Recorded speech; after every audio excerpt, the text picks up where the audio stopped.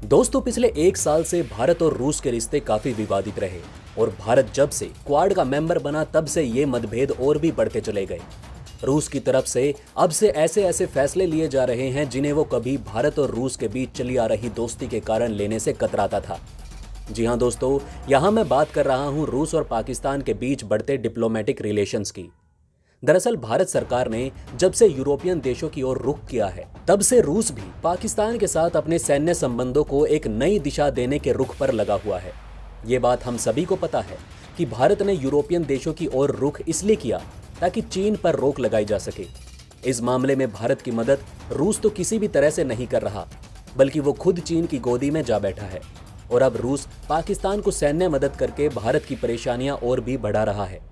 दरअसल दोस्तों, the Indian express की तरफ से ये न्यूज़ सुनने को मिली जिसमें कहा गया कि रशिया भारत के साथ अपने पारंपरिक रिश्तों को लेकर प्रतिबद्ध है। ऊर्जा, सुरक्षा, उद्योग और रक्षा जैसे क्षेत्रों में द्विपक्षीय रिश्तों को मजबूत बनाने की कोशिश की जा रही है। और जहां तक पाकिस्तान का सवाल है, रूस उसके साथ अपने रिश्तों को एक नई दिशा देना चाहेगा। रूस का ये भी कहना है कि भारत के साथ हमारे रिश्ते काफ़ी व्यापक हैं, जबकि पाकिस्तान के साथ हमारे रिश्तों का दायरा काफ़ी सीमित रहेगा, इसलिए भारत को चिंता करने की कोई ज़रूरत नहीं। अब दोस्तों, यहाँ सवाल ये उठता है कि क्या सच में भारत को चिंता करने की कोई ज़रूरत नहीं, क्योंकि जिस आतंकवाद को निपटाने के लिए भारत दिन रात मेहनत कर रहा है, रशिया उसी देश को वेपन देकर उन्हें सशक्त बनाने में मदद कर रहा है।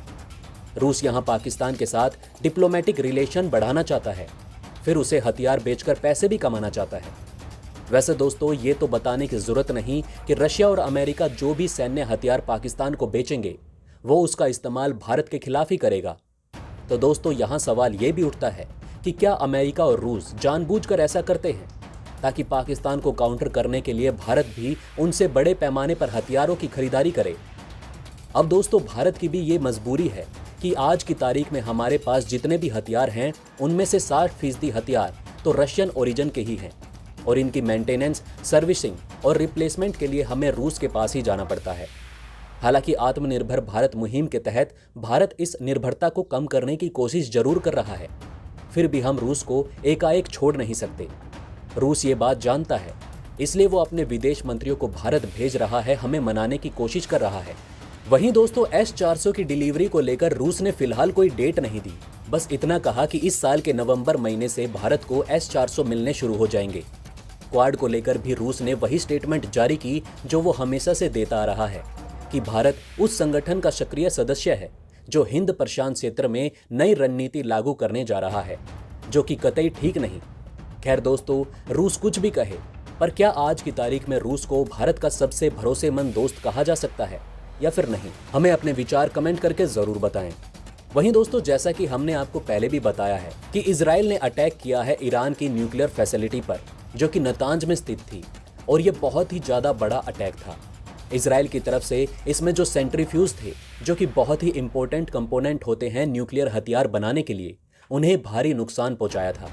सिर्फ इतना ही नहीं दोस्तों, इतना ताकतवर यह हमला था कि इससे नतांज के आसपास के सारे इलाके में भी ब्लैकआउट हो गया, यानी कि वहां की बिजली भी ठप पड़ गई और वहां पर अभी भी स्थिति वैसी ही बनी हुई है।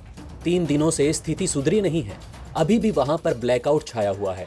और दोस्तों, इस हमले के लिए इजराइल को ईरान ने जिम्मेदार ठहराया था। इजरायली मीडिया ने भी इस बात को स्वीकारा था कि हमारी मोसाद की तरफ से ही ये अटैक करवाया गया था, और जिस दिन ये हमला हुआ था, ईरान ने उसी दिन कसम खाई थी कि वो इसका बदला जरूर लेकर रहेगा। और दोस्तों, ईरान ने अब वो बदला ले लिया है। लेकिन दोस्तों, ईरान ने जो बदला लिया है वो इजराइल से यहाँ पर नहीं लिया। जी हाँ दोस्तों, ईरान ने बदला लिया है इजराइल से काफ़ी दूर यूनाइटेड अरब अमीरात के नज़दीक पड़ने वाले पोर्ट फुजेरिया पर। बताया जाता है कि फुजेरिया में इजराइल का एक कंटेनर शिप खड़ा था जो कि ट्रांसपोर्ट के लिए इस्तेमाल किया जाता है। उस पर ईरान ने एक बड़ा हमला किया है। और दोस्तों, इस बात की पुष्टि खुद ईरान की मीडिया की तरफ से की गई है।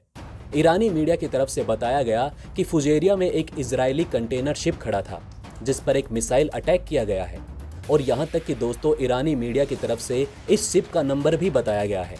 और ईरानी मीडिया के बाद ही धीरे धीरे मिडल ईस्ट के दूसरी न्यूज एजेंसियों ने भी इस बात को स्वीकारा।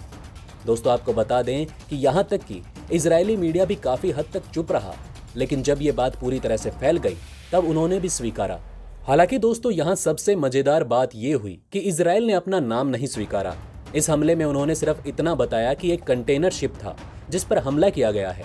अपना नाम छुपाने के पीछे इजराइल का कारण ये है कि उनकी परमाणु डील चल रही है वेस्टर्न देशों के साथ। ऐसे में अगर इजराइल खुलेआम अपना नाम स्वीकारे तो उसकी परमाणु डील पर फर्क पड़ सकता है।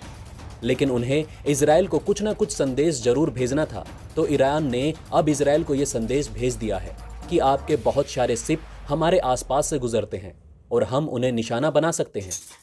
लेकिन दोस्तों सवाल यहाँ ये उठता है कि क्या इजराइल पर इसका कोई फर्क पड़ेगा? तो दोस्तों आपको बता दें कि इजराइल पर तो किसी बात का फर्क नहीं पड़ता। उसे जो करना है वो तो करेगा ही। अगर उसे लगता है कि कोई देश दुनिया में एंटी इजराइल हरकतें कर रहा है तो उसे पहले ही जाकर खत्म कर देता है। हालांकि अब देखने वाली बात यहाँ ये होगी कि क्या इजराइल इस हमले का जवाब देगा, क्योंकि दोस्तों आपको बता दें कि इससे पहले भी इजराइल का एक शिप को निशाना बनाया गया था, वो भी इसी इलाके में, और उसके रिप्लाई में इजराइल ने ईरानी शिप को निशाना बनाया था, वो भी खुले तौर पर, जिसके बाद निशाने पर लिया गया ईरान का परमाणु सेंट्रीफ्यूज। और दोस्तों इस हमले को अंजाम दिया है इजराइल ने। और दोस्तों ये हमला इतना बड़ा हमला था जिसका अंदाजा आप इसी बात से लगाइए कि 14 घंटे लग गए ईरान को ये पता लगाने में कि असल नुकसान कितना हुआ है। दोस्तों आप इसी बात से अंदाजा लगा सकते हैं कि ईरान पर हुए इस हमले में इजराइल ने कितनी बड़ी क्षति पहुंचाई है, क्योंकि ईरान में मौजूद जितने भी सेंट्रीफ्यूज थे, इसके अलावा जो पावर हाउस थे, वो तो पूरी तरीके से तबाह हो ही गए। ऐसे में ईरान को एक बहुत बड़ा धक्का लगा है और ईरान की सालों की मेहनत बुरे तरीके से तबाह हो चुकी है। ऐसे में ईरान अब इस समय पूरा बिलबिलाया हुआ है। तो ईरान की 10 साल की जो कड़ी मेहनत थी, जो रिसर्च थी उस प्लांट को बनाने की, वो तबाह हो चुकी है।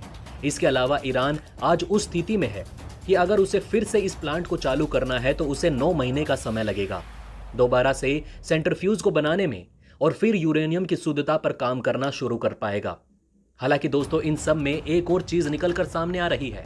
हालांकि ईरान ने अभी तक इस बात को स्वीकारा नहीं है, लेकिन कहा जा रहा है कि इस ब्लास्ट की वजह से भारी मात्रा में जो वहां पर वैज्ञानिक काम कर रहे थे, जो वर्कर काम कर रहे थे, उनकी भी मौत हुई है या फिर वो घायल हुए हैं। लेकिन दोस्तों एक बात सबकी समझ से परे है कि ईरान के इस नतांज प्लांट पर लगातार हमले होते आए हैं। जी हाँ दोस्तों, 2020 में भी साइबर हमला इस प्लांट पर हो चुका है। इससे पहले 2010 में भी इसी प्लांट को निशाना बनाया गया था। तो ईरान ने अब इजराइल को यह संदेश भेज दिया है कि आपके बहुत सारे शिप हमारे आसपास से गुजरते हैं और हम उन्हें निशाना बना सकते हैं। अब देखना यह होगा कि क्या इस बार भी ऐसा ही कुछ होगा या फिर इजराइल चुपचाप बैठ जाएगा। ये देखने वाली बात होगी। खैर दोस्तों, आपको क्या लगता है, क्या इजराइल फिर से ईरान पर एक बड़ा हमला कर सकता है? हमें अपनी राय कमेंट करके ज़रूर बताइएगा। इसी के साथ दोस्तों मैं मिलता हूं आपसे ऐसे ही किसी अगली वीडियो में। तब तक के लिए हमारे चैनल पर बने रहें। धन्यवाद।